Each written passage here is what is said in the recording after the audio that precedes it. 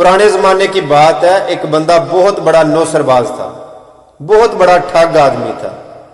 इसका तरीका वारदात ये था कि लोगों को जन्नत का लालच देकर उनसे पैसे इकट्ठे करता था।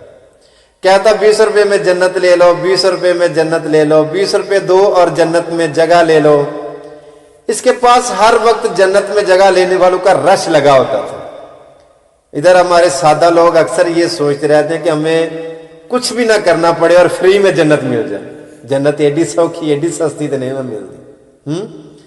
खैर, ये एक कागज के ऊपर कुछ लिख के देता, कहता कि कफन में कब्र में ये साथ ले जाना, जो जन्नत में आपकी प्रॉपर्टी है ना, जो जगह आपने खरीदी है, ये उसके पेपर है, संभाल के रखना।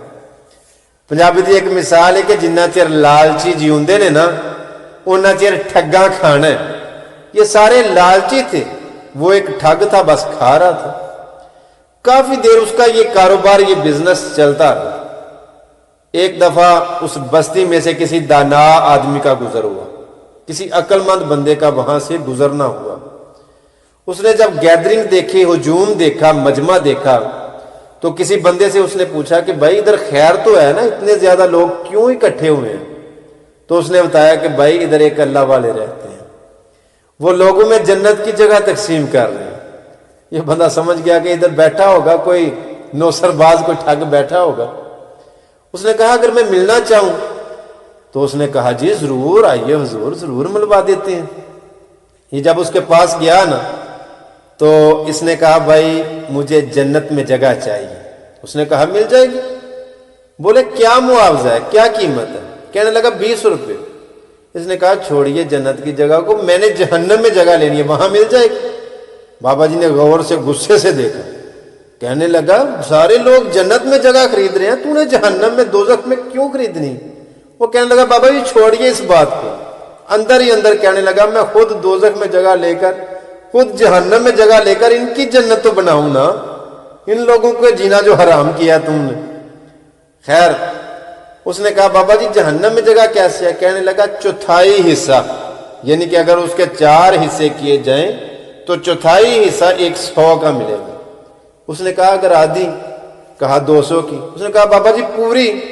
उसने कहा 400 की मिल जाएगी। उसने कहा लिख दोगे? बाबा कहने लगा लिख देता। एक कागज के ऊपर उसने सारी जहन्नम दोजख लिखवाई, उधर से ही गवाह, अंगूठे, सिग्नेचर सारा कुछ करवाया। बाबा बड़ा अंदर से खुश कि 400 में जहन्नम बेच दी। उसका कौन गाहक था? सारे जन्नत के गाहक हैं। जब उसने जहन्नम खरीद ली, गवाह उधर से, सिग्नेचर भी, अंगूठे, टोटल उसने कार्रवाई मुकम्मल कर ली ना, तो वो जो कागज था ना, जो वर्का था, जो सफा था, उस बंदे ने सारे लोगों के सामने यूं किया, कहा लोगों देख रहे हो मैंने जहन्नम लिखवा ली है।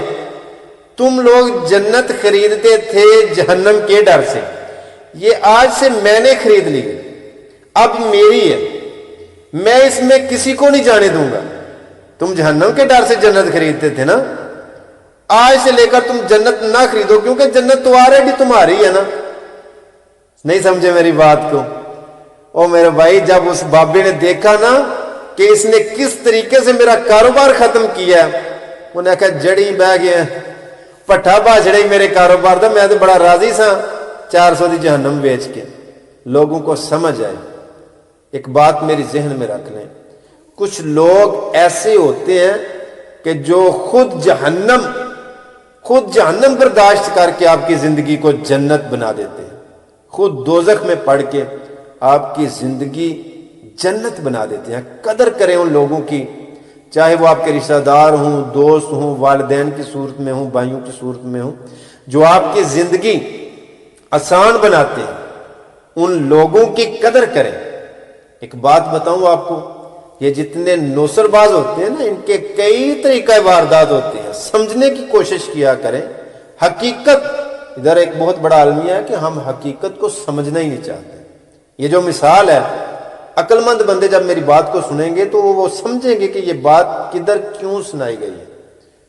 मैं आपको एक बात बताता जाऊं लास्ट पे, मैं कभी भी लोगों से मुतासर नहीं होता। लोगों से मुतासर होना मैंने छोड़ दिया। क्यों?